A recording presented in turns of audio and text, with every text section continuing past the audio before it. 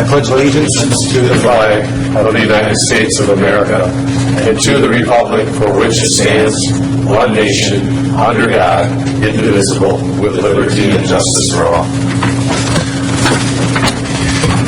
Good evening. The clerk, please call the roll. Trustee Collier? Here. Trustee Germain is absent. Trustee Harper? Here. Trustee Petrucci? Here. Supervisor Fountain? Here. Treasurer Horning? Here. Clerk Chilpue? Here. Thank you. Item number 4 is approval of our meeting agenda. So moved. Second. Motion by Trustee Harper, second by Treasurer Horning. Any discussion? Being none, all those in favor say aye. Aye. Those opposed, nay. Motion carries. Item number 5 is call to the public. We have nobody here this evening for call to the public, so move on to item number 6, which is approval of our consent agenda. Move. Support. Motion by Trustee Petrucci, second by Trustee Kalani. Any discussion? Being none, all those in favor say aye. Aye. Those opposed, nay. Motion carries. We have no pending business this evening. We have no new business this evening. And we'll move to board reports. Our first meeting in February is Trustee Kalani. I just have a report from the Planning Commission last week.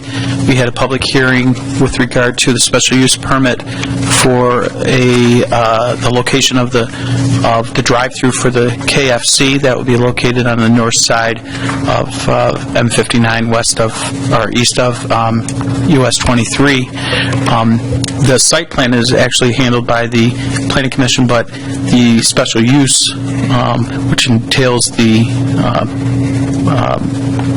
drive-through portion, will be coming to the board for our consideration. Nothing remarkable really to talk about. It's a very similar type of drive-through you've seen that in other fast food locations. So when that comes, if we have any questions, I'll be glad to answer some of the questions that came about from the Planning Commission. 2 other items came up before the board. If you recall, this board had Mr. Gronow came to us. He is the owner of the parcel that's between Autumn Woods and San Marino on M59 on the south side. It's about a 9-acre parcel. That parcel, he had come to us before with a proposal for, I think at that time was 25, or I can't remember the number. 17 homes that were going to be located there, and had some issues with regard to the water system and the through-by-through program that we were looking at for the water system. He has now come to us with a new product. He came to the Planning Commission with a new product that I believe he'll be coming to the board with as well. Generally, I think it was a consensus of the Planning Commission. They liked the new product. The product is going to have actually 25 homes, but they're ranch-style homes that'll be more marketed towards, for lack of a better word, snowbirds. It's a site condominium. He is going to, at his cost, undertake the loop that we need required of the water system, and he will have some elevations, I think, that we can look at that time. It looks like it's a very good product. There's a similar product, I believe, at Latson and Hughes Road in Osceola Township that, my understanding, they're selling like crazy. So that's one item that will be coming to us for a preliminary review on a plan development.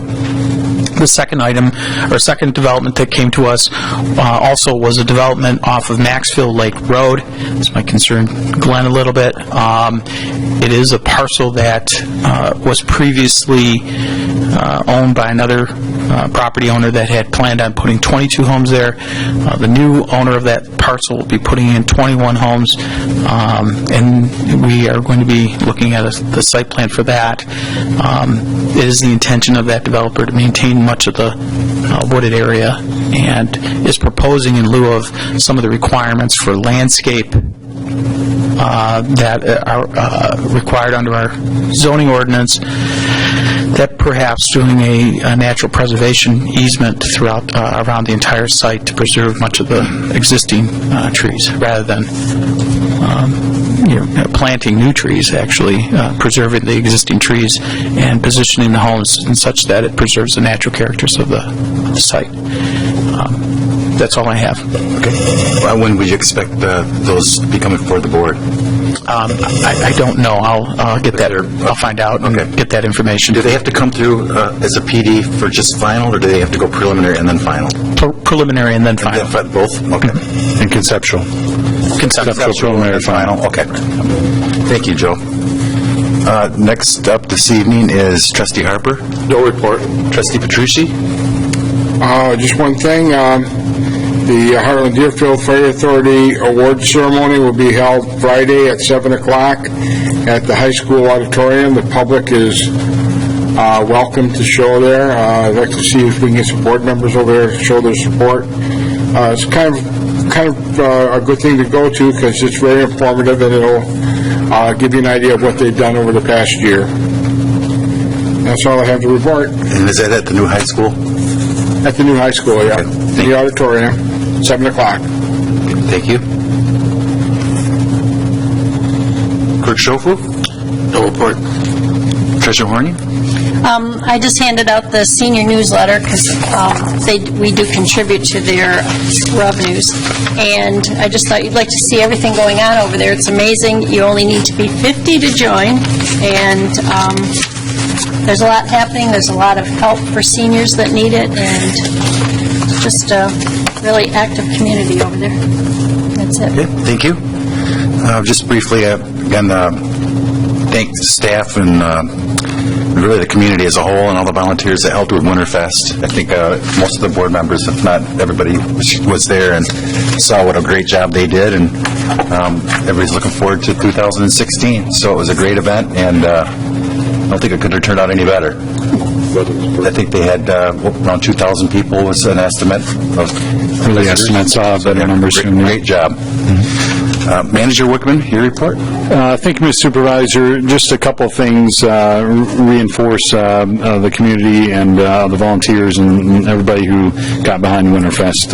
That's definitely, we've been looking forward to that day for a while, and I look forward to having some further conversations with the board and an after-action report here in the near future. I did want to recognize one of the things that was on the consent agenda was related to the village drain, and wanted to acknowledge that that's part of the bigger Safer Roads plan, that we need to fix some stormwater issues that have been there for decades before we fix the road. We want to do it right, and so this is the first step of many in moving in that direction, and I think there's quite a bit we're looking at as far as what could be done down there in the village, more than just the road surface and more than just taking care of rainwater, and we'll be talking about that in the strategic plan this year.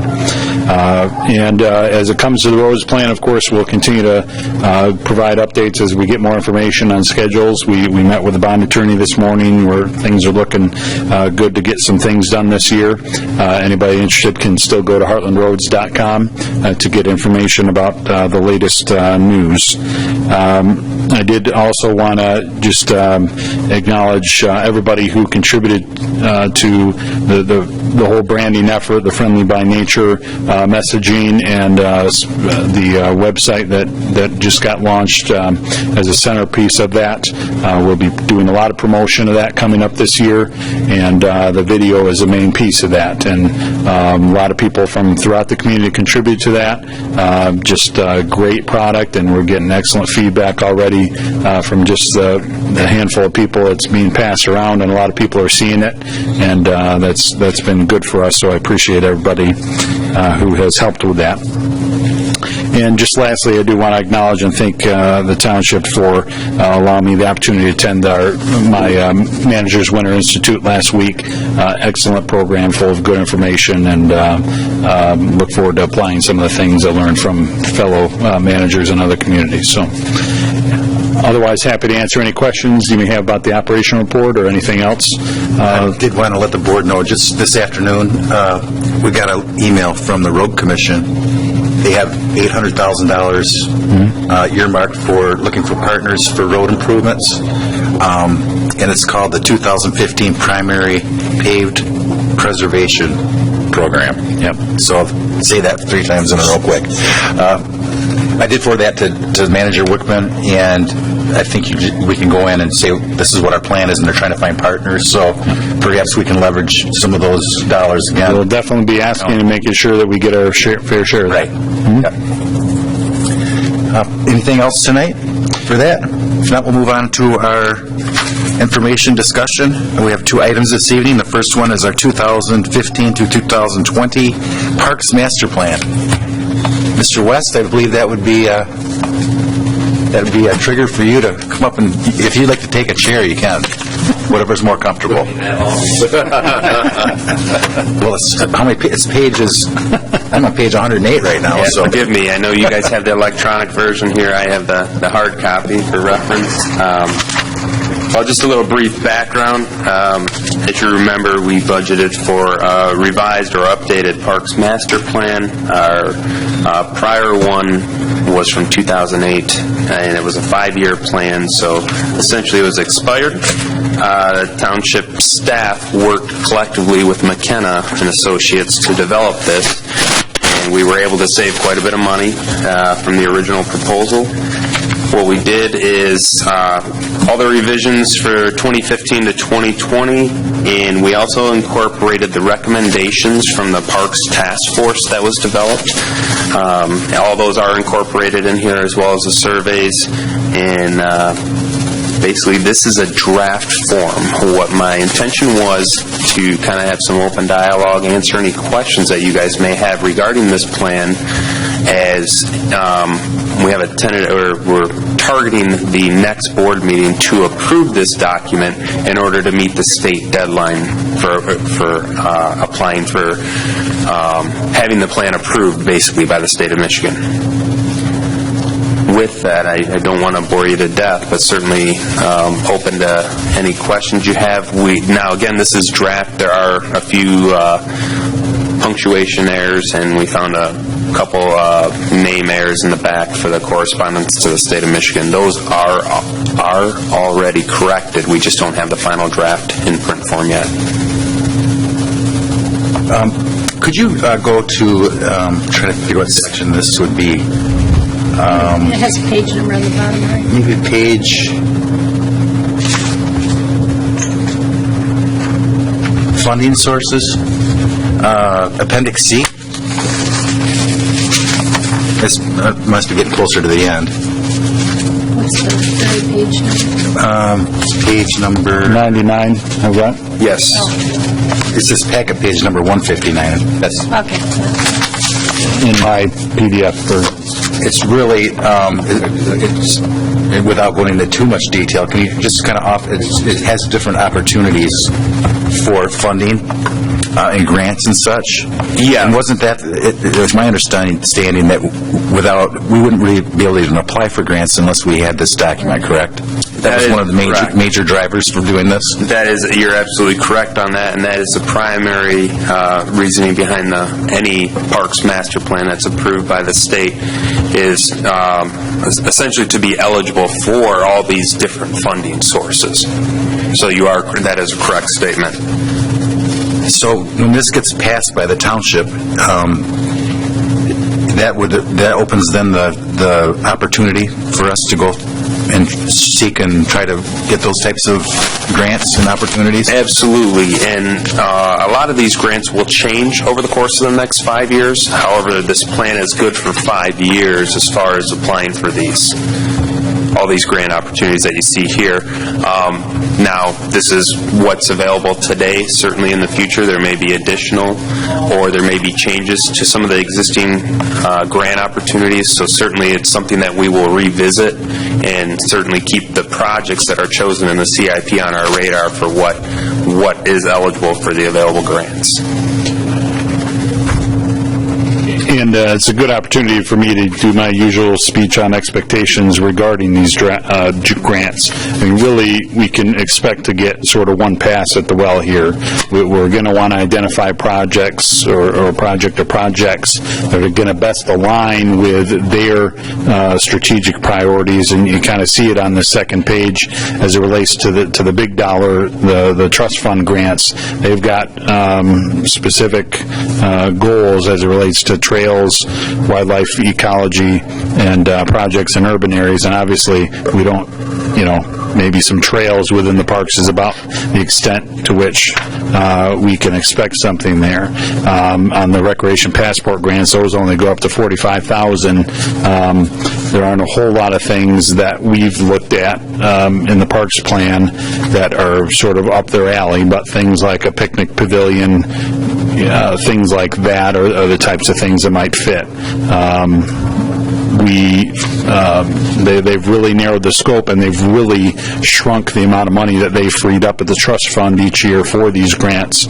As of a couple of years ago, they for whatever reason, they sort of lockboxed a big chunk of that trust fund money and have not been giving out as many grants in recent years. So we're going to want to optimize our strategy as to which project we want to go for the grant, because once you do it, you're less competitive when you try to come back in the same couple of years after that. So,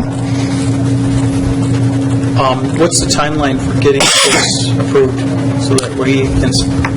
It'll have to be adopted at the next meeting and submitted and approved to the state of Michigan by March 1st. Okay, so there's a very short time window. Was this sent over to the Hartland Consolidated Schools or Community Ed for comment on before? Has it been? The master plan in its entirety has not, but all along we have been submitting each chapter as we were updating it. In fact, they were actually giving us a lot of the information to update to this plan, so they're very well aware. They were plugged in along throughout the whole process. Well, I noticed that, and that they were part of the whole thing. I just didn't know if they had a final copy of this, but I think whatever we approve, we should send them a copy. Absolutely. The final digital copy will be available February 9th and will be redistributed with all the corrections. They're minor, like I say, grammatical errors and whatnot that we found, but that will go out to everybody at that same time. We will also send it out to our recreation partners as well as the schools. So are you expecting in 2 weeks that we would adopt the resolution approving this and have a final? We need to take some sort of formal action? Yes, at the next Resolution at the very back. township board meeting. Now, there are 2 resolutions in there. We're trying to reduce that down to just the one. I have to make sure with McKenna that that's all the state would require. Those were now, ironically, I should rephrase that. In 2008, both of those resolutions were passed. One was recognizing the recommendations of, at that time, I believe it was called the Parks Committee. But moving forward, I believe there's only one resolution. I have not received an answer on that yet, but I will have an update by the next meeting.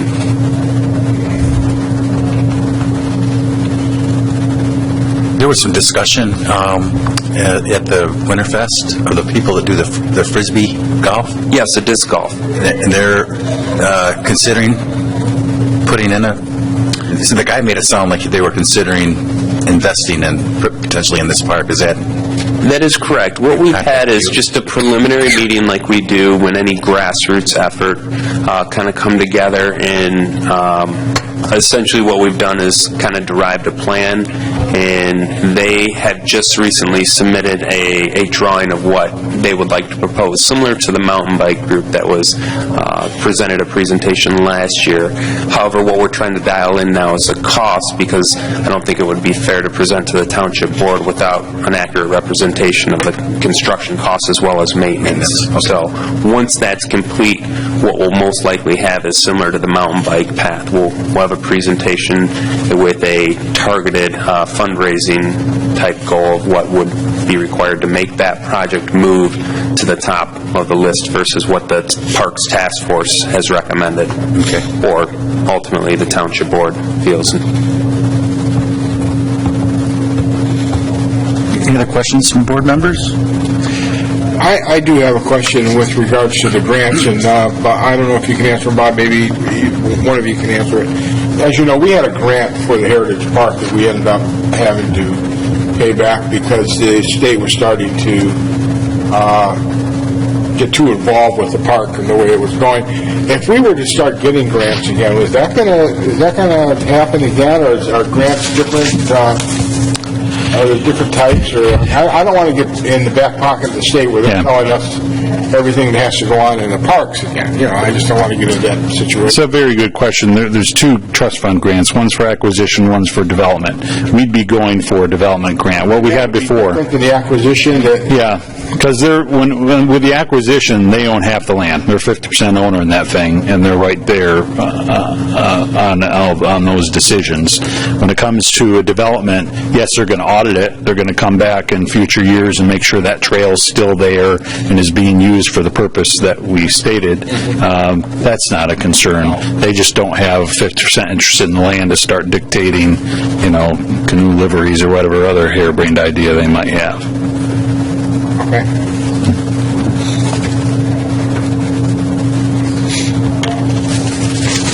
Any other questions? I might also put a plug in. Obviously, there's a big capital improvement aspect to this. I'm sure we'll be talking about in the budget process some of the projects that we were looking at for the next 2 years. We, of course, will be updating the CIP, the overall CIP, later this year in the spring, a big chunk of which is the parks projects. And we, everything you see in the budget this year is related to last year's CIP so that we could plan for this year and next year. And we'll want to get the board's affirmation on those projects. When we adopted that CIP, we sort of put an asterisk on it and said we knew this parks plan might bring us different recommendations, and we certainly know that those conversations haven't happened yet. But just to give you a heads up, in the budget discussion, the Capital Projects Fund will be talking about some of that.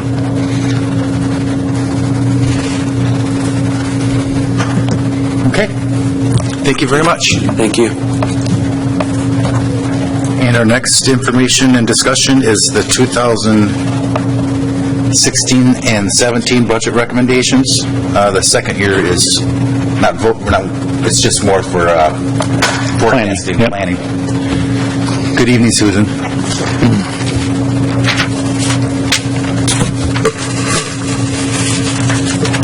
Well, thank you, Mr. Supervisor. There's obviously a wealth of information in front of you, and we can, of course, start with the general fund. Hopefully, you'll find the notes to be adequately explanatory or pointing us towards, reference of the strategic plan goals or other discussions the board had. We can work our way through it.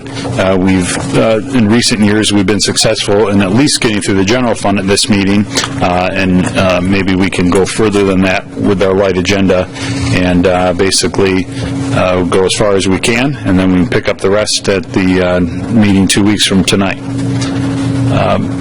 So with that, I'll dive right in.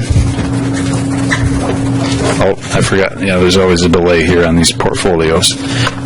So a good tool for me, I trust you find it of value, is all the summary for the general fund by cost center. When you have a $2 million budget, you're obviously looking for ways to kind of get a 30,000-foot view of the information, and you see that here. Again, we're looking at revenues increasing about 3.5% over the next couple of years. Expenses are fluctuating based on these recommended budgets for some special projects and whatnot.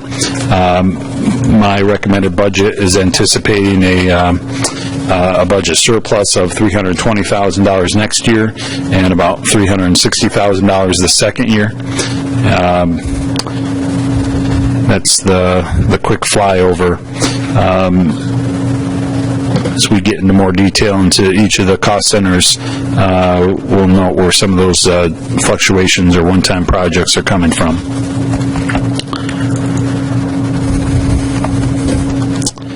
So the first few pages are on the general fund revenue, on 101 general fund detail. You've seen those in January. We went through those, so it shouldn't be anything surprising to you there. There are a couple of things reflected that weren't there before, and we can talk about them because they basically offset expenses you see later in the expense side, and we'll talk about it then. James, just before we start. Yes. Just so I'm following along, on your first page, you've got your revenues, and then your appropriations are, those are the expenses that you're expecting. Yes. So there seems to be a pretty big difference between the expenses this year and next year. Am I following that? This year we projected 1.823,085 under 15. Yes. And this next year is proposed to be 2,026,696. Well, that's what was asked for. If you look at the next column, my recommended budget is 2,012. So I cut some of that out of that. What you'll see when we get in there, if you want to look at the second column of numbers, you actually see our amended budget is 1.971. There's a couple of projects, and we'll get into them when we get there, that are basically not going to happen this year. We've pushed it to next year. That was my question then. So we expect to end the year in that 1.8 range, but really we budgeted it for it to be about 1.97, and that would account for some of what got carried over into this year. Okay, that cleared that up. Thank you. Okay. Good question. Other questions before I dive into the general fund detail? Any questions on revenue in general fund?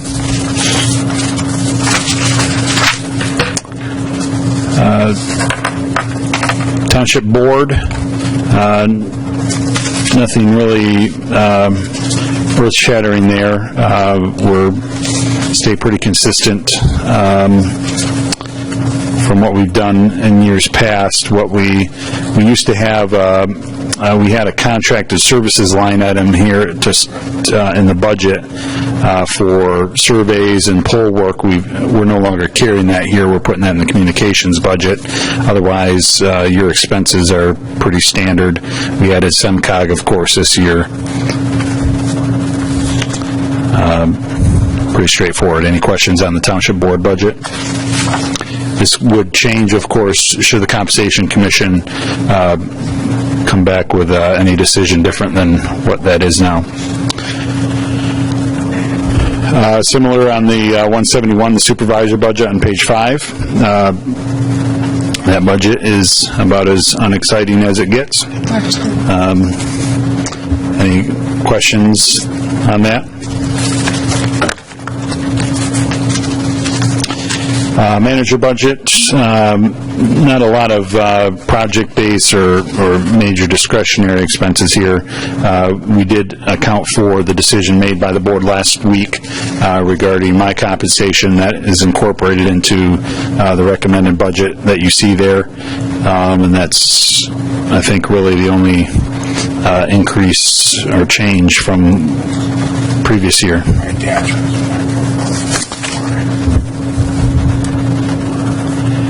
Any questions on the manager budget?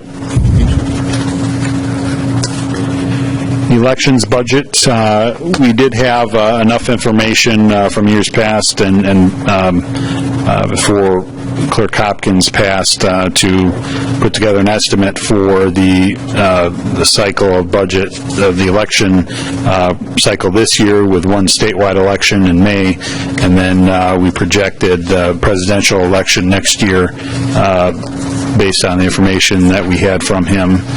So we're fairly confident in these numbers. Those have performed pretty well in years past. Off the board. Needed upgrades to any of the election equipment? I don't think there was there? I was taking a look here. I thought he had spoken at one point, though, that a couple of them were getting... We don't have to discuss it tonight, but you might get into that when, Yeah, and if that issue comes up, if it's not budgeted for, of course, we'll come back to the board with that. because I know he was concerned about when he had the big November election, like the presidential one, that one of the Yeah. recorders, they repaired it. If you look under, on the top of page 9, those footnotes there are from repairs and maintenance. There does have a note there regarding the maintenance of that election equipment may change pending a state decision to Right. purchase new equipment. Okay. So that, I think we're in a wait and see what the state decides mode.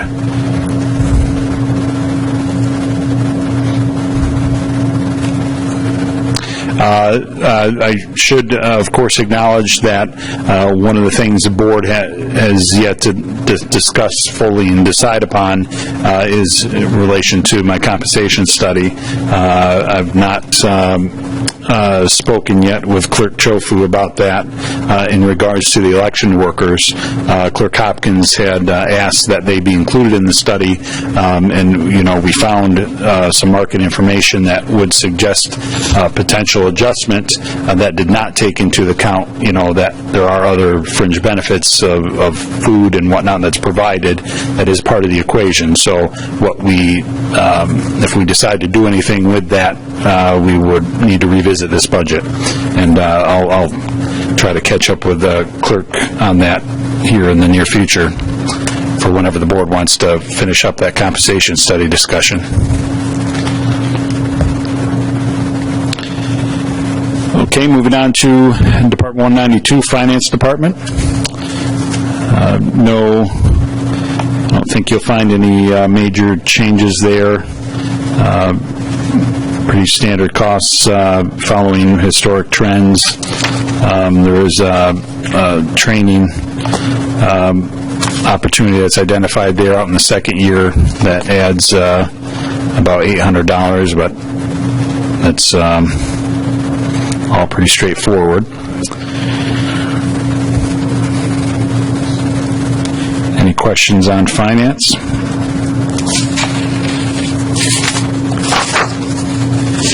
Okay, 209, the assessor. About 2.8 FTEs there, which accounts for most of the cost. There's quite a bit of notes there. I think what you'll see is the overall budget is in line with past years.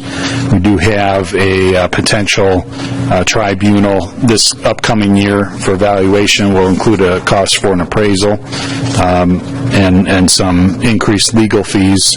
I've made an allowance for those in my recommended budget. Obviously, before we go that far, we'll be talking at a board level about whether that's appropriate for us to take that position and incur those costs.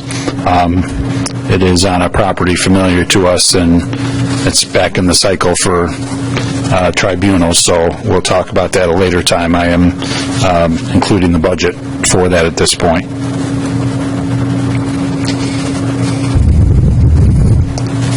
Questions on assessor? And per your, the study that you worked on this year, Yeah. and there's an audit this year along with all the Livingston County assessing departments. We're going to reevaluate that. We talked about perhaps reevaluating that department after this year. Absolutely. We'll be taking a look at that this year. And the audit sort of happens at the same time. That'll be good to know how we came out of that in relation to other communities, and that will help our analysis and whatever recommendations we would have to reorganize that, what we do there. So There will be an opportunity then for us to ask those questions of that, whoever's doing the audit, and, I don't know. They've been, yeah, we're playing by their rules, that's for sure. I mean, we got to go to them and deliver stuff, and got to have all the files with us. If they ask a goofy question, it's not a fun experience. so we go to their, Well, they set up shop in Howell, but we're playing by their rules. Okay. Certainly, we'll be able to, there's a fair, I've seen the reports that come out of those, they're fairly informative, so we'll be able to see that and compare notes with other communities as to what their findings were. So even if we don't get a Q&A session, I think we'll get something of value out of what the report that's given to us. Okay. Would you add anything to that? No, the assessing staff is already collecting reports from other communities they're sharing. So Okay. we'll have a pretty good idea of how, we already have a pretty good idea of how some people up in Genesee County have done. And so we're learning from what they experienced, but we're also looking forward to seeing how other Livingston County units did. Okay. Any other questions on assessing?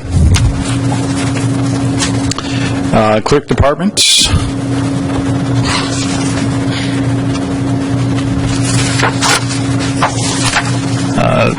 The expenses are pretty well in line with past trends. The codification project would probably be the only anomaly there. That's anything new or different, and that's been budgeted in there, and that is a slight increase for this year. If you'd add anything. The 9,000 that's there being pushed forward to the new budget. That's exactly right. Yeah, you'll see it that it was in last year's budget under contracted services on page 17. I pushed that into my recommended budget for next year. So sometime in the next fiscal year, we'd hope to get that done.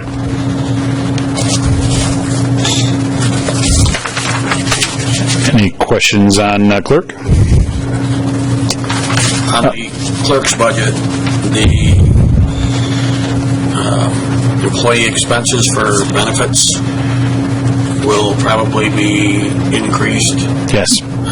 With the way I figured my benefits versus the removal of other things, and that expense about $8,900 increase. Good catch. We did talk about that today, and we'll get you an updated version of that, of this budget, and based on any other amendments that may come out of this in the near future. So that will be an increase overall.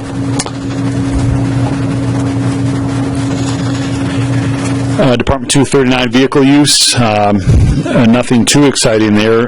One exception is regarding, I don't know if anybody's seen that Crown Victoria back there recently.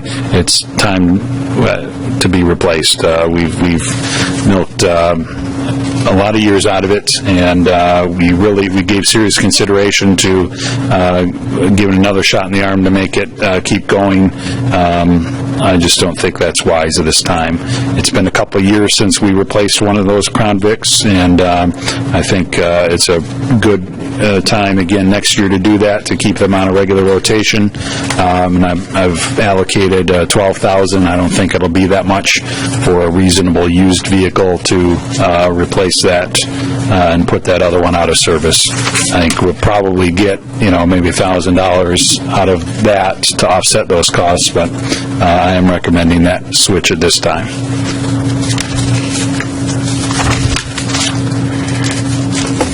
Anybody want to buy a Crown Vic? Yeah, no, I don't. I'd rather have a Caprice Classic myself. Department 247 Board of Review. Slight decrease from previous years based on the restructuring of the days that we have sessions. So We're planning on 2 days at March Board of Review this year versus 3, and we can have that third day if need be. So last year we had 3 days, and there was so few, so we're limiting it 1 day, full day. We can always add it if we need to. Yep.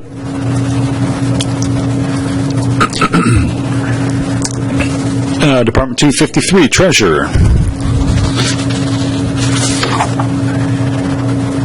Pretty standard historic trends in spending there. We did I did talk with Treasurer Horning. She had put a placeholder regarding replacement of some computers. I think we can deal with that on a contingency basis, and I'll talk about a contingency line item a little bit later on. But otherwise, I don't think you'll find too much fluctuation in this budget from years past.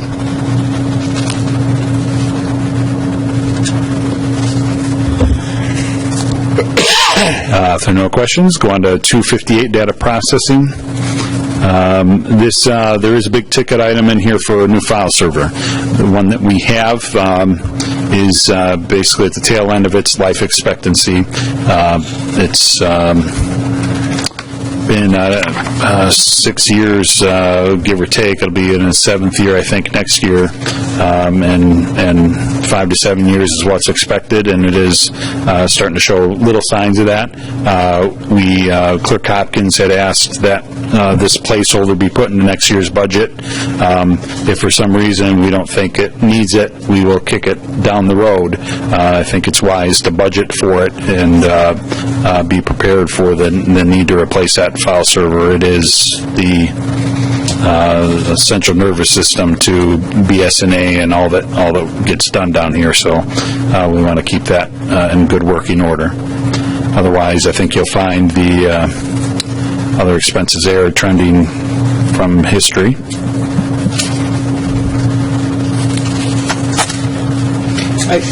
Along those lines, I noticed on the Planning Commission, I talked to, are you going to get to the Planning Commission and computers? Mm-hmm. Okay. Yep. Well, we'll cover that when we get there. Okay. Department 265, Hall and Grounds. There are a couple of things there that are slight changes from years past, as we've endeavored to come up with a sound routine maintenance plan for Township Hall, and just even taking care of the painting, interior painting here and there. Hard to believe, but this building is going on 8 years old, and in the next 2 years we need to do some things and keep it on a regular process of making sure we keep it looking new and keep the positive feedback about what the building looks like and represents of the community going. So you'll see that in there. You've got some things related to the snow maintenance. We know that salt costs increased significantly this year. Because we had a contract locked in, we were able to kind of stave that off for a year, but that's going to hit us when a new contract comes up, so that there will be increases there. There's quite a few notes there outlining some things. We are going to go back to contracting out our HVAC maintenance. We did tried to take a look at maybe doing that with staff, and we found that the contract approach is working better, so we'll go back to that. That's in there. I don't know if there's any other questions. Like I say, there's a lot of information there. There are a number of requests that were made in this line, like in capital outlay, that I did not carry through for a couple of reasons. One, I thought that they belonged in, they were PEG related for the most part. You do have in capital outlay, you had 2 years, for the next 2 years, some investment into concrete repairs in the parking lot and sidewalks. There are some issues out there. You may have seen them. That's not going to be an annual thing. We just think that we fix those up over the next 2 years, and we'll be in a better position to maintain them and keep them in good order. A lot of information there. Any questions or anything you see in the Township Hall and Grounds? Maybe I'm reading this wrong. I mean, it's not a big thing, but it says burglar fire alarm monitoring for the Hero Building is $600. Then you got the burglar for the Township Hall, it's $250. It's hard to believe it costs over twice as much, unless I'm reading it wrong on my notes here. What page are you on there? It's the top of page 23 and the bottom of page 22. Burglar alarm monitoring for the Hero Building. So it's, Look like it says $600. it's for the Hero Building, it's $150 a quarter, $600 a year. Yep, then if you go down to the... Okay, yeah. One. So this is the goofy thing of overlapping pages. The note that you see there at the top, the dollar amount associated with that is above it. So go up and look at the last entry on the bottom of the page, and that's $2,200.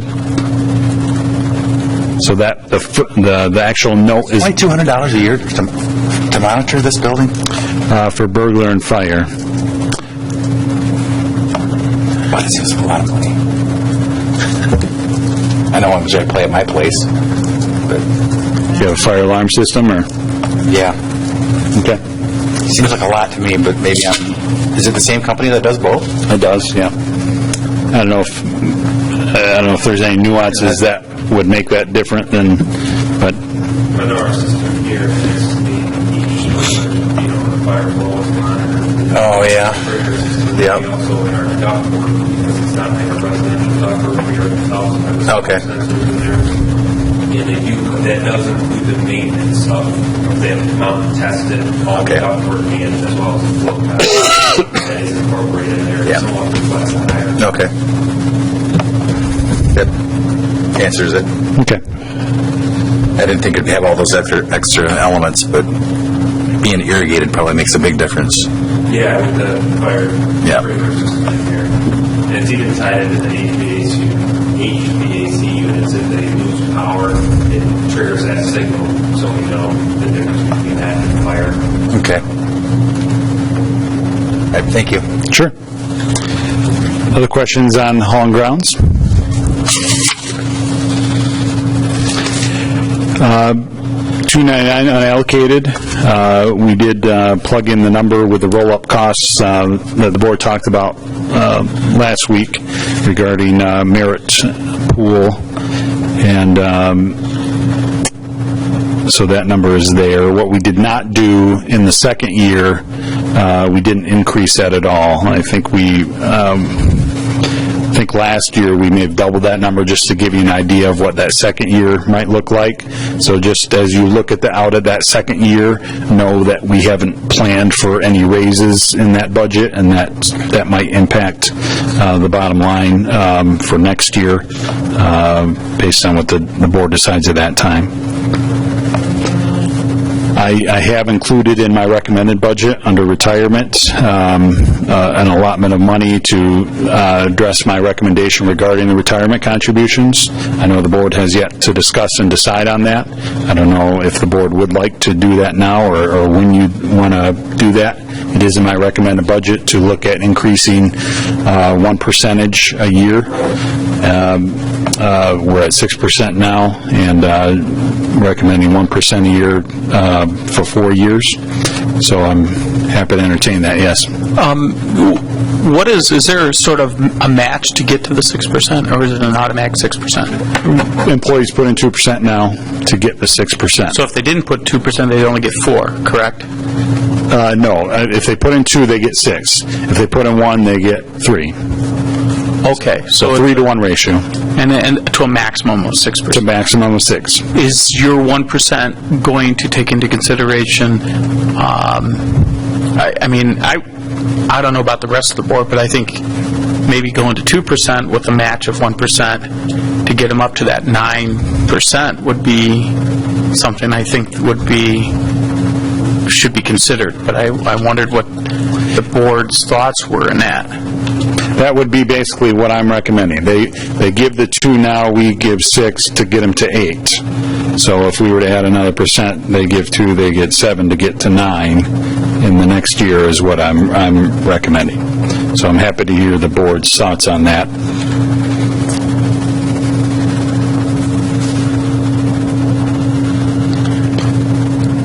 What I was Okay, so I say if you put in 1, you get 3, Yeah. That's a total of 3. For a total of 4. Total of 4. Yeah.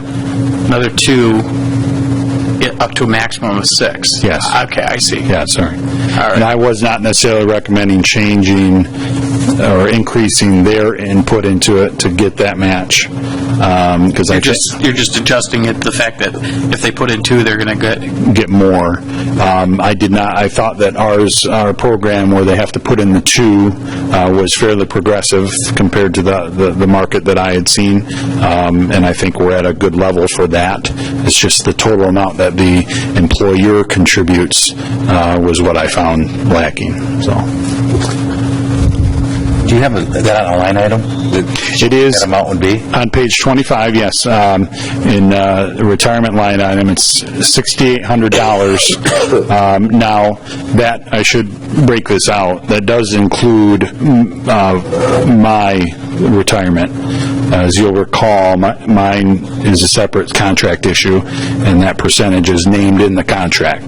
I'm not bringing a recommendation to you regarding that. That's a board decision whether you would like my retirement contribution to match staff. If you want to do that, we can amend the agreement, but so the actual amount would be something less than $6,800 as it relates to all other staff that I'm recommending. I'd be closer to the 6,000 range. I think this is something we should really, I would agree with that. I would even go as far as 2% for employees. Whatever pleases the board. I think I've put out there a flag where I'd like a goal to be 10%. I know I want to take that, tread carefully on that, and I've recommended a 4-year time frame. If the board finds it worthy to do that faster, I'm not going to argue with you. What is the fire authority's program for new, do you know? There's only 4 full-time, and I don't know what it is. We changed it. Well, I know you. Yeah, we did change You it. closed out all the existing pension. You know, that was a defined benefit program for the 4 employees. Right, and we changed it for the new employees. For new employees, what is your program there? Do you know? We might be able to look that up. Yeah, I'm trying to find. Not off the top of our head. Yeah, we'll find out that number. Well, and I'm wondering if we should be a little bit more consistent in that regard, but maybe not. I don't know. But we should look at that.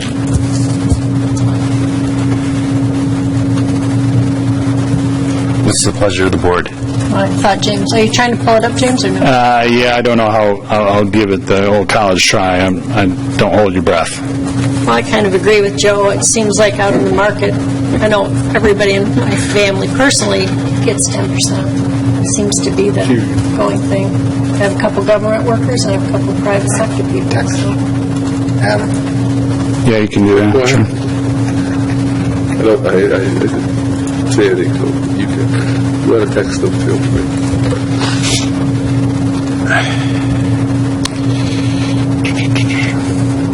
So you have to put in 3% to get 9%, or you get... Yeah, I would say. I mean, we want to encourage. Here's the thing. I know here on Clinton Metro Parks, I was the first employee, I think, to be put on the new program. Everybody else was on a defined benefit one. Not there any longer. But the point, I think it was 2%, and they contributed 6%. That was mandatory. I didn't get a choice. So, that's how they did it. And I think it was maybe it was 1%. Yeah, it was 1%, and they contributed 6%. That's what it was, and that was mandatory at 1%. At Oakland County, it wasn't mandatory, but you could contribute up to 3%, and they matched 3% on top of 6%. They already given us it, but that was a special program for me because I moved off a defined benefit program. Then I I don't know what their program is today, but I think all new employees get 6%, and then they may match up to a certain percentage. So I think it is kind of generous that we are moving in this direction. And not generous, but I guess probably being progressive is a better word. It'd be competitive, and I did find the data I was looking for. This was just from a couple months ago, a salary survey we did for another township. Adam filled in the employer contribution is 10%. They're not putting in anything? It does not look that way. The amount, If an employee chose not to put anything in, they would get, it sounds like they would, under our proposal, they would get 6%, right? no, they get 0. So it is a mandatory. It's 3 to 1. 3 to 1. If you put in 1, you get in 3. If you put in 2, you get in 6. So your proposal would be, next year you put in 3, you get 9? I'm proposing to keep it at 2% for their end. And just increase the ratio of match. If you were to put in 2 instead of 6, you get 7, and the next year put in 2, get 8, and so forth. If we feel that we want to adjust that, What would be the dollar amount if we just went right to, instead of doing this over a few years, if we went from 2, they put in 2, we give them 8 equals 10, how much dollars are we talking about here? for each percentage point, you go up $6,000. $6,000. So to do the full 4% I'm suggesting would be $24,000.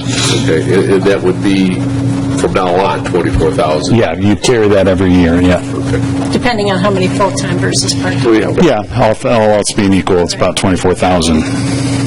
That's over 1% of our budget, No. wouldn't it? 2.4 million? Oh, 2 point out of, yeah, okay. 2.3 million? Yes, I'm sorry. It's Yes. over 1%. Correct.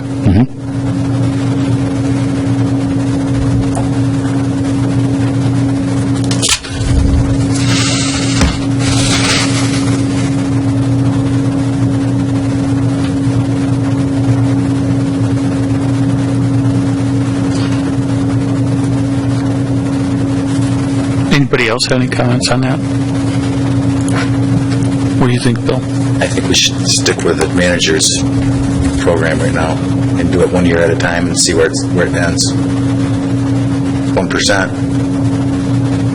The employees don't have to add any more. Okay. That would be my recommendation right now. Kathy, what do you think? Can go either way. How about you guys? I'd agree with the 1%. Joe? And they don't have. Go with James' recommendation. Okay, Glenn? I could go either way. I can stick with his recommendation, or, we could bump it up a little bit. My recommendation to do 2% a year. Is that more of a middle ground? I'm trying to entertain all ideas. Those aren't the exclusive ideas. You can, if we feel like there's something in the middle there you want to do, or stick with 1%, whatever pleases the board. So you're proposing 1% additional this year, and then in the next year, 1% again? And then the next year, and then the next year, till we get 4. years. Yeah. It's going to go up to, with no contribution. No additional contribution. They still have to put in the 2% to get, So we go- which they all participate. So they'll have 10%, and of that is 8% from the township. 10% be from township, 2% from them. So it'll be a total of 12%. 2% is their own. How could you get to 12? Right now you're at 6. You're at a maximum of 6. 6 plus their 2. Okay, so they're at 8%. They're at 8 now. Oh, okay. 2 of it's their own money. I thought the township was putting in 4, then the match was the Yeah, I know, it's hard to chicken or the egg. It's 8 total. So 8. 2 of their money, is now. yes, So next year would be 9%, correct. if we went up to 1%.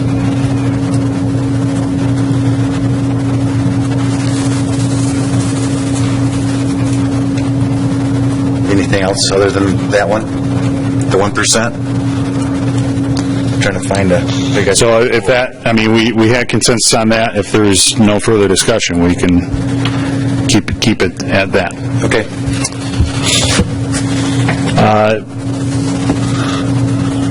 Other unallocated, we do have What page are you on now, James? Yeah, I'm trying to find, actually, back up to page 25. I did just want to acknowledge, you may remember in last year's budget, two-year budget, I added an intern line item out there. I thought that we were at a point where we could have some good opportunities to do paid internship and good leverage for that. We've had some good experiences, hit or miss on timing of being able to recruit for unpaid internships here over the years. If we can do a paid internship, then our ability to recruit is increased and actually reliably have somebody come in and help with some of these project-based strategic plan initiatives and tasks, and I put that $6,000 line item in there for the second year. Well, that second year is coming. So I don't recall that there was really much discussion on it last year. I do want to acknowledge that this is a new program that I'm recommending to do a paid internship for the summer to help out with some of the things we've been talking about.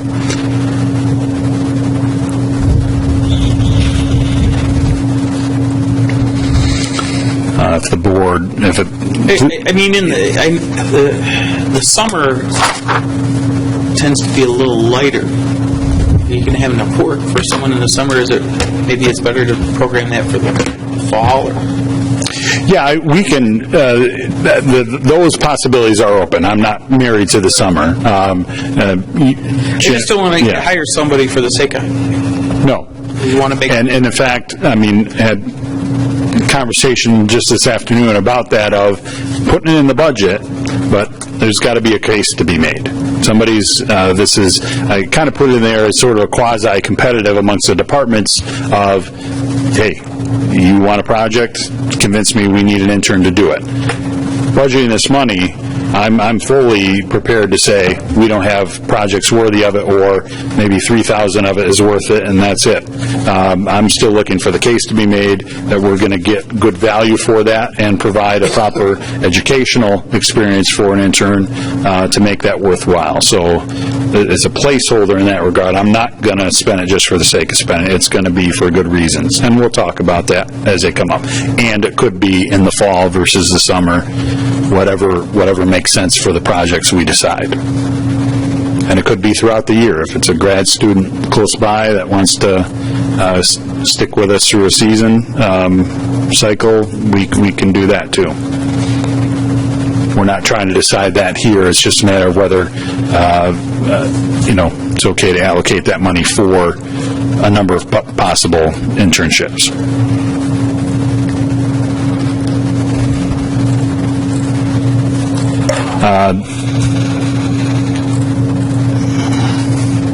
Another line item I would draw your attention to is at the top of page 26, there's a contingency line item. We have not done this in past budgets, and I don't know why we haven't. We inevitably have, we have in departmental budgets, people tend to try to ask for budgets that are sort of insuring themselves against a contingency, and that's not a practice that I encourage. And so we know that, so my recommendations tend to cut some things out for that reason.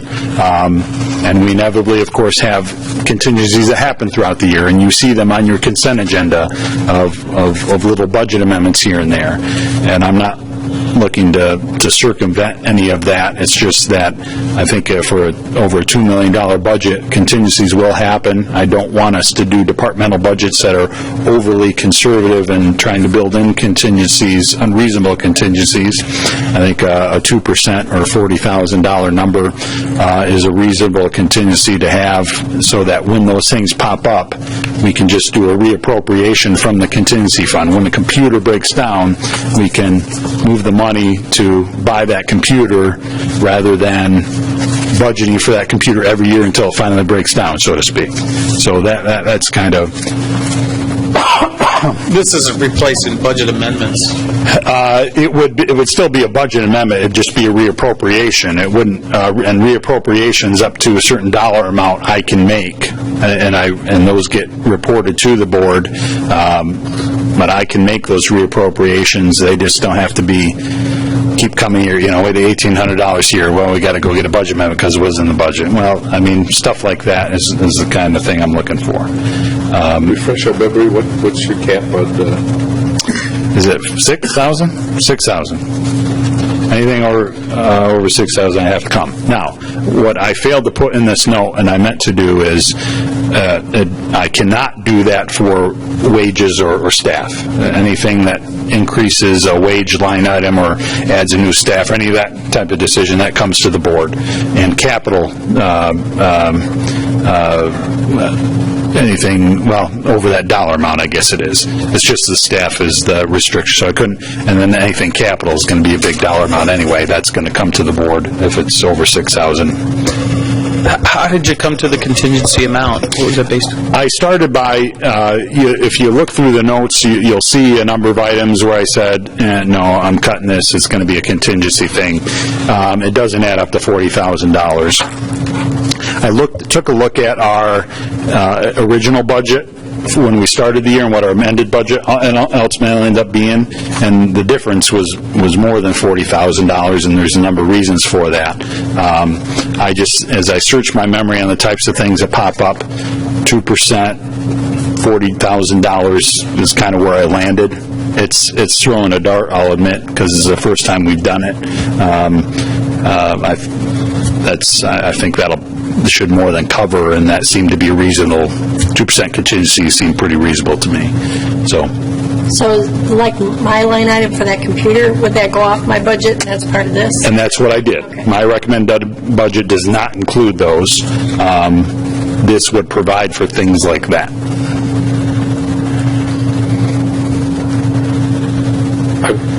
I guess I would question that, like, if you need, and I guess I don't understand the internal workings, because you're basically an independent entity within the city, or the township, I'm sorry. And if you have an item that you want in your budget, and it gets moved to contingency, that throws in the purchasing authority to you as opposed to you. Am I just saying that? Is that, like, if you want it, what do you have to do to buy a computer? And let's say we approve the budget in your... Well, if I was just asking for a new computer because I want one, Right. Or need it, or no, what whatever. he's saying is my two computers up front, the very old one's not get covered anymore, but I don't really need to replace it because we don't use it that much. But if it breaks down tomorrow, I want to be able to get one. Okay. But I don't really need to go out and buy one next year. I'm not planning to buy one. If one breaks down, I'd like to be able to buy one. If that were to happen, she would have to do a purchase request. Right. Okay. And that would have to be approved. I don't know if it's the best example. In this case, if it's over $500 and less than $1,000 has a footnote, Susan's going to approve that. If it's over $1,000, then I would have to approve it. So there's still that level of approval that happens on a budget or a purchase request, if that makes sense. It makes sense, but I guess, I don't know why, it's just confusing to me that you would have approval over something in her budget. That seems backwards to me. It's same thing like in the clerk's office. I mean, if they put it in their budget, they should be able to, like you might do the paperwork for it or the purchasing of it, but the actual approval of it should be done by the elected officials. Or if it's over a certain amount, the board should approve it. Right?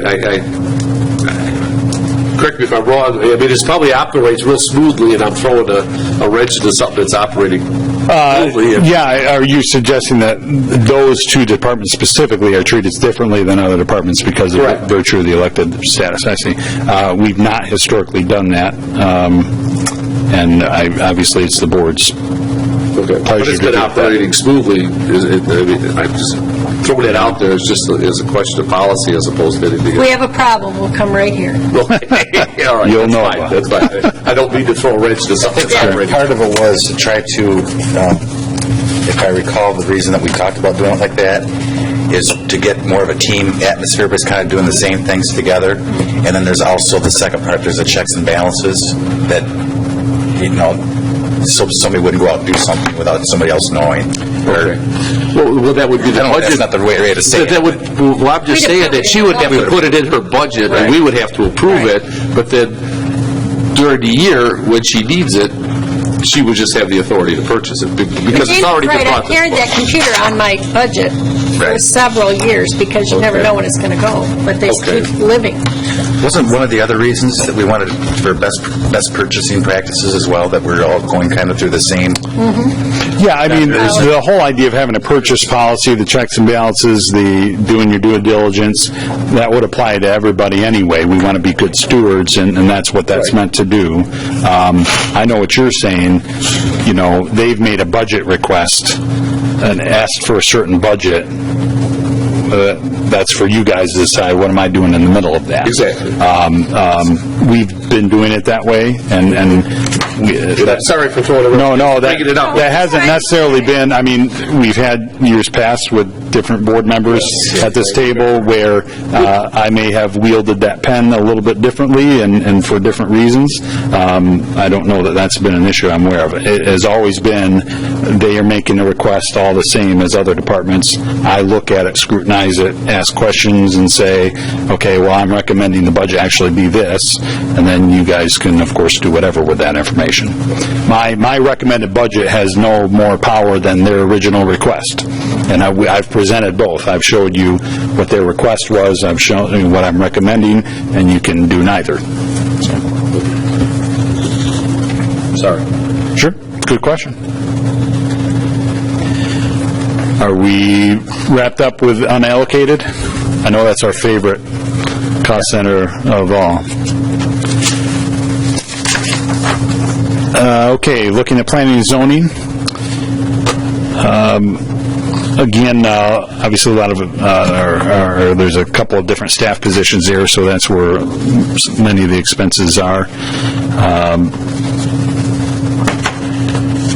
I don't think you'll see anything earth-shattering there. There are a couple things on,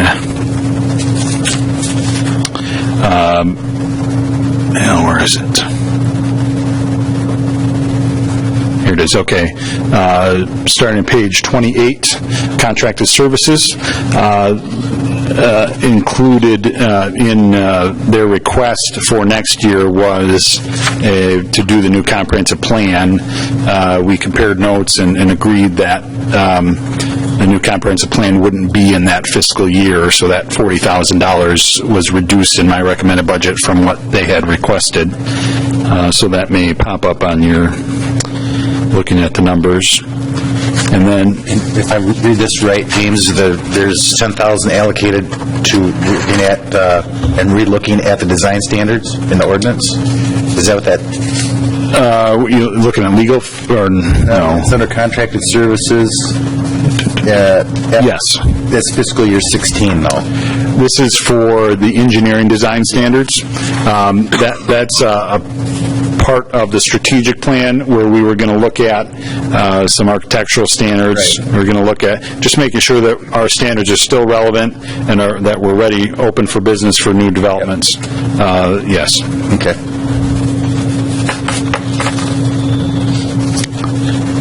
We have down under capital outlay at the bottom of page 29 is where, or actually top of page 30, where we talk about getting some new laptops, tablets for the Planning Commission. I did not include those in my recommended budget because I pushed them over into cable PEG as they relate to the televised meetings, just like we did with these computers you have in front of you. So you'll find those under PEG. Is that something you're going to try to take care of next year? Yeah. And Joe, is that something that the Planning Commission is excited to be part of? Mm-hmm. Probably reduce a lot of paper, won't it? Yeah, I mentioned it the other day. I mean, I think some of them still like to have the full... You're going to have to for the plans. But if we can reduce the cost, because I think when the applicant has to provide all those copies, correct? Mm-hmm. Might find a way to save some money for our applicants if everything's going to be done electronically. Personally, I like it electronically. I brought I have everything on computer, so I just use it that way. The Planning Commission is now using the agenda software to create those packets, and now that they can be looking at agenda items just like you are. There will still be a need for large format stuff, and we'll provide it. That's fine. It is also worth noting, you'll see at different areas throughout multiple funds, this discussion of a plotter. In the end, I'm looking at that the same as the copiers as it relates to the cable studio and the PEG. I know you and I talked about this a little while back. Basically, that wide format plotter is back there. It's one breakdown away from being inserviceable because the parts just don't exist anymore. And so to replace that is a $4,000 nut. And we need that. We made it last a good long time. We gave it a good run. It's time. It's definitely going to be time, or we need to be ready to replace that when the time comes. What came about in conversation with staff is adding scanning functionality. Right now, we don't have the ability to take those large format blueprints, site plans, whatnot, and scanning them, turn them into electronics, or make copies of them. And every time we do that, we've got to run down to a print store. I know there was a question that Trustee Harper had asked about, okay, that's fine and dandy, but is the cost benefit there? And those are, I didn't have all those answers at that time. Basically, it's about another $4,000 to upgrade that functionality. Where we're at on it is this. I did figure out that at least every 2 weeks, if not more often, we're taking something to the printer to get scanned or copied. I haven't done the math on how much it takes us, how much time it takes a staff person to jump in the car, go down there, wait around, come back, or go pick it up later, and any of that stuff. I mean, it's costing us a few bucks a page when we do it. It's enough for me to be confident that we get our ROI on that within a reasonable time frame, that $4,000 investment for that hassle every couple weeks is worthwhile in my eyes. When the time comes to make that purchase, that's obviously a dollar amount the board's going to have to prove anyway. We'll have better numbers and bring back to you to make that case, but I did include that in the PEG budget for next year. Questions on planning and zoning budget? Board of Appeals, this is, we just budget based on maybe we have 4 meetings next year, maybe we don't. It's money in, money out. The fee for that mostly covers the expense of holding those meetings, so nothing too exciting there. Department 441, DPW.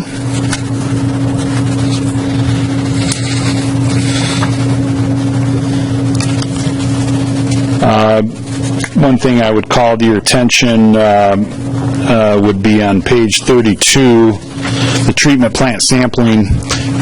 You may recall some notes earlier this year or last year that mentioned that we were able to negotiate with the DEQ to get them to allow us to reduce the number of monitoring wells out there. That's good. That should reduce our costs in future years, and we don't have that proposal yet from AMEC. We will have some cost in actually abandoning those wells, so there will be a cost, and we don't have that yet either.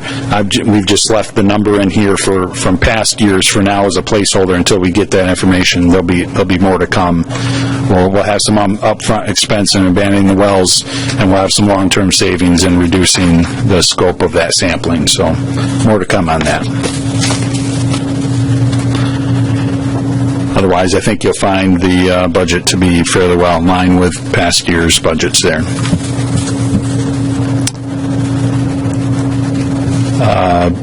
I'd say the same about streetlights. We mostly pay the bill on those every year, and What does the Oak Creek Bridge Lights annual bulb replacement, why is it $46.50 and that goes down to $200? Yeah, we had a big expense there this year. Was there an electrical issue? And that is that note maybe not accurate either, Bob? I'm sorry, I gave you the 4,000.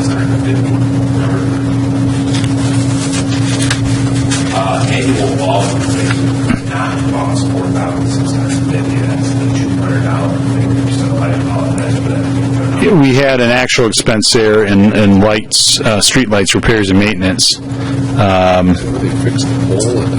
That's a couple years ago. Do you know offhand what that expense would be from? Didn't that didn't they get severed by when the bridge moved or something like that? Yeah, that's a couple years ago we dealt with that, though. We had the issue over at the new Oak Creek Middle School lights when the underground Yes. started smoking. Oh, yeah. Yeah, that's right. The emergency repairs. That's what that number is then? Yep. Okay. They actually had to run new cable all the way underground because they were not paying the extra license. It was hard. Oh, okay. So it wasn't just a simple. Okay. Good recall, yep. I was going So to be, that was just an anomaly that year. Okay. just keep you on your toes. Huh? Roads, we are, I don't think there's probably just no major changes. If you look at historical trends, there was a couple things in the requested budget that we've talked about and have taken out. One was the road chloride, and on page 33, we are going to do a fourth application this year. It was because of the millage, that fourth application will be paid for by the millage, so it wouldn't be a general fund expense. So we moved that $21,000 into that millage fund, and we'll talk about that 204 later on. And then the other big ticket item that was taken out was a change in the plan. If you recall early on, there was discussion from the roads task force recommending that the board double its general fund investments into roads, and we plugged that number in here last year as we don't know what we're going to spend it on, but we're going to double it. Well, as the plan progressed, we landed on millage is about roads, general fund investment will be about pathways and sidewalks, and we took that number and we said we'll just make it around $100,000 a year for 10 years. So that's out of here, out of general fund expense. That'll be carried under capital projects fund, and that plan where we're going to spend that $100,000 a year, $1 million overall, is still being developed. So that does not need to be in the budget here. So those are the deviations from what was asked for to what I'm recommending.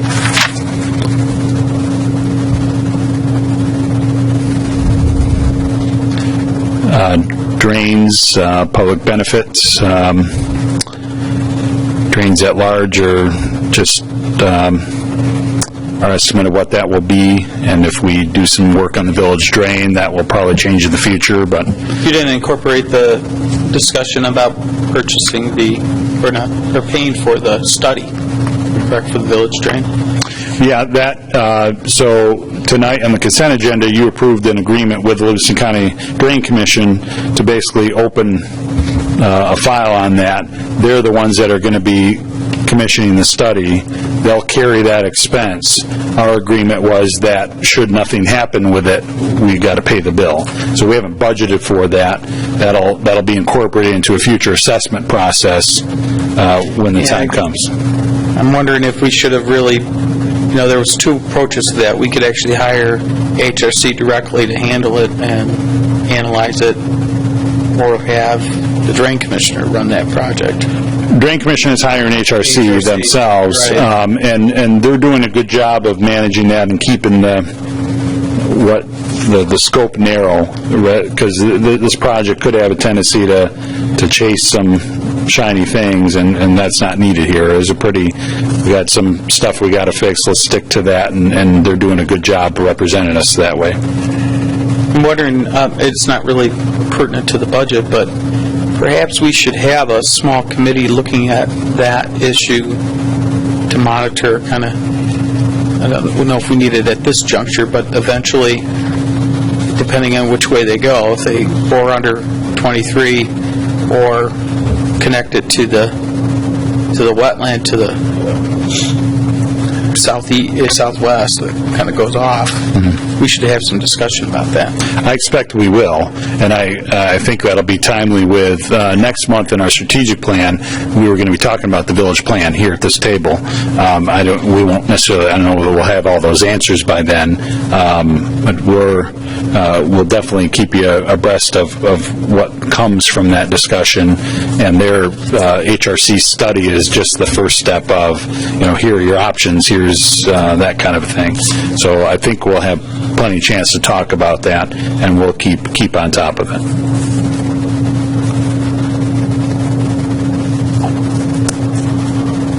Moving on to communications budget.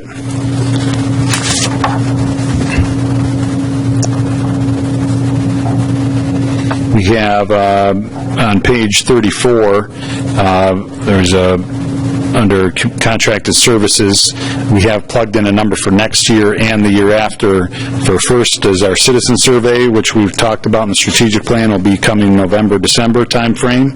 And then in the next year out, we do a follow-up to that business survey, because we were doing that a little bit quicker on a 2-year timetable, because we felt like we could have a bigger impact in a short amount of time there. So those numbers are in there. You have down under printing and publications, you have a line item footnote regarding strategic branding opportunities. This is, we've talked about this in the past, that now that we're really going to put a promotion on that Hartland Friendly by Nature branding, we thought it would be good to budget this amount of money to leverage that with other opportunities. If the schools are putting up a Schools of Choice billboard, that's a good opportunity to promote the brand there and go in it, share some of the costs so that the brand gets promoted. If a business member is running a commercial on Comcast, and we could have an opportunity to have, a couple seconds on the tail end of that commercial to promote the brand. If they're running a print ad where it makes sense to promote the brand, we could contribute, share in the cost. So we think we want to have some strategic opportunities, again, with the goal of, putting the brand out in front of our audience in the greater, within that 30-mile radius, to elevate the visibility of Hartland as a brand. That's what that line item is for.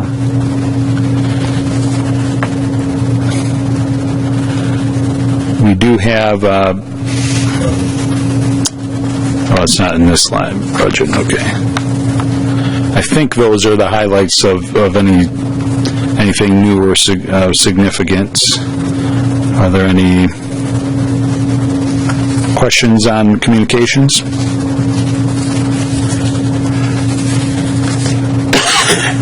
Zoning or code ordinance enforcement officer. We're filling that position now. If you look on page 35, contracted services, we've put a pretty healthy placeholder here, and I just went along with his number. I think it'll probably be less than this, but it's just as well, for blight and dangerous building abatement. You'll note that we've made an allowance for, should we have another dangerous building issue come up where we do have to do a demolition, which it may be possible on that Reed Road one. We're still working with the bank on that.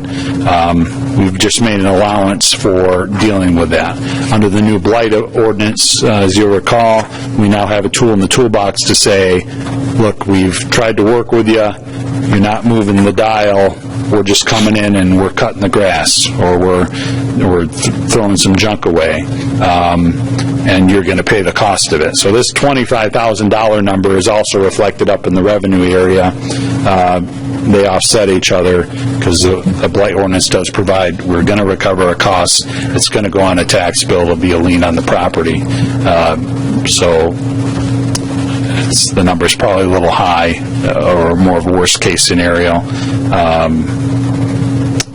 It's hard to say. It'll be our first year using it, and we have we have one dangerous building you're aware of. I was talking with Dave, and there's a possibility that there's another one or two that are popping up on our radar and complaints that might be pushing it. There was one that had a fire, and it's been a long time, and the insurance company isn't moving, and if we've got to do something about it, we could be caught in the middle of that again in order to get rid of the problem. I know, and there could be another one that just came up recently, but Don't we passed that ordinance about the fire, right? So if the insurance company has to actually give us money in case they don't Right, rebuild the we're house. part of to the fix it. fire. yeah. So this particular piece of property, has that been enforced? Well, that's the one where it didn't happen, because it was a self-reporting thing, and now we figured out that they don't always self-report, if you can imagine that. And we've now put in things in place to make sure that doesn't happen again, that should there be a fire, we're getting... Nobody, I'm the one who reports it. Yeah. They weren't giving me the information when fires were happening. Other people got it, but it never got to me, so now Mike Bernard's got me on the list to come right to me, then I report it and get our money. Yeah, right.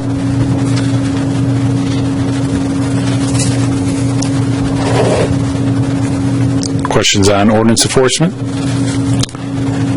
Parks and Recreation, a number of adjustments here. A lot of this should be familiar to you. There are parts of agreements or historical costs. You'll find on the next PDF in that portfolio is a park maintenance plan that Bob had put together, and that was in our strategic plan to do on purpose, was before we get too far ahead of ourselves putting more things in the parks, let's take an evaluation of the stuff we've already built. Are we maintaining it at a level that, we would agree is appropriate for how we do other things around here? And there were a couple of recommendations that came out of that are incorporated into this budget amendment, or the recommended budget, for maintaining the pathway, parking lots, garbage cans, the different things that we have in the ground already, and keeping them to a level that I think, based on our experience with other things, is what the board would expect. There's a lot of detail there in that park maintenance plan. I don't know if had a chance to read or had questions about any of that stuff in there. In the end, it amounted to a couple $1,000s of additional budget requests of things we had not been doing before. They're in here. And then there's also some repairs and maintenance budget requests as they relate to the CIP. There were projects that last year we said, let's build it in 2015, build it in 2016. And when we did that, we identified, and then when we build the thing, there's going to be some maintenance cost to it. We've put that in here along with the projects to build them in the Capital Projects Fund. So those are some new expenses you'll find as you go through here.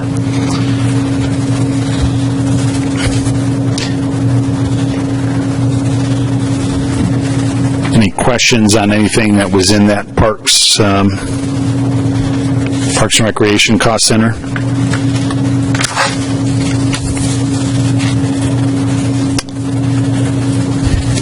Then the last thing are our transfers and appropriations for the Senior Center, the Hero Center, and our normal subsidy to the Cemetery Fund.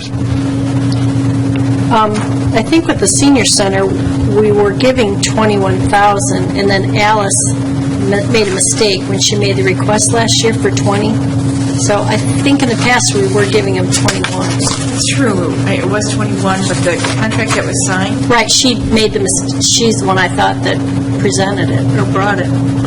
Well, then we ended up doing a memorandum of agreement. The 20,000 is from the memorandum of agreement. 3 years. I don't know, I mean, I acknowledge it could have been an oversight on their part. It was. So I don't know. I know Scott Bacon and everybody over there looked at it too, so I don't know.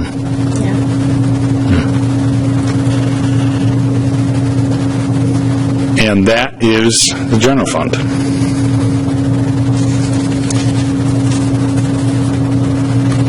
Any questions or comments from the board? Was this our ending point this evening? Whatever pleases the board. We can go a little bit further if you'd like to, or call it a night. We'll Since you have a choice. remembering, of course, that we'll have got a whole bunch more funds to go through. Some of these are easier than others. None of them are expansive as the general fund, of course. If you believe that in one more meeting you can get through all those funds, your mission, should you choose to accept it. I think we can get through them all. to 11 o'clock, I don't have a problem. I think we can. We Okay. have a consensus. We have a pool going that we can do it. Matt agrees too. Yes. Matt will be here. Well, if there's nothing else this evening, I'll entertain a motion to adjourn. So moved. Support. Motion by trustee Harper, second by trustee Kalani. Any other discussion? Being none, all those in favor say aye. Aye. Those opposed, nay. Motion carries.